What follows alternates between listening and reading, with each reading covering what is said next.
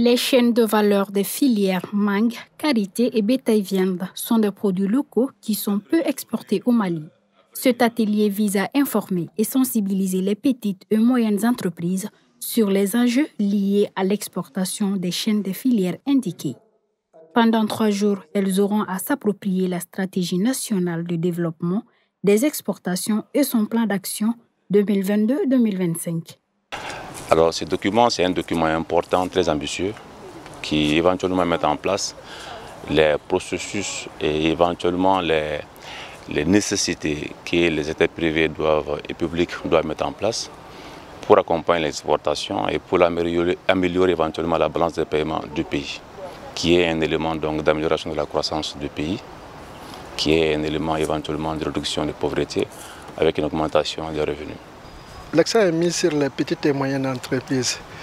En fait, dans le secteur de l'exportation, il y a beaucoup de petites et moyennes entreprises.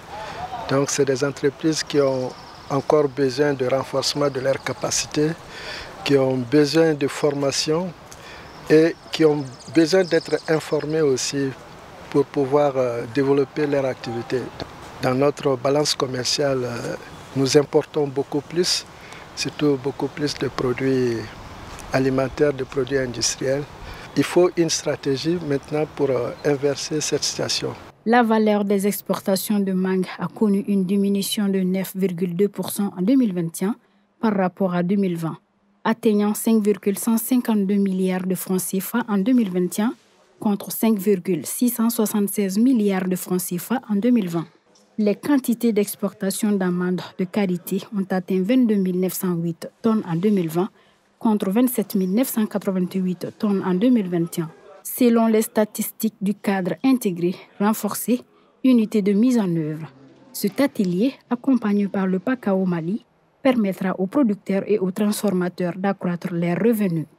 Nous, les commerçants et transformatrices de produits de karité, la toute première importance, ça nous revient parce qu'il s'agira de mettre en valeur nos produits. Après la transformation, il faut choisir de très bons emballages, de très bonnes étiquettes et procéder à une exportation de qualité. Il faut que le karité soit identifié comme provenant du Mali. Quand on le met devant une machine seulement, que la machine déclare c'est Made in Mali.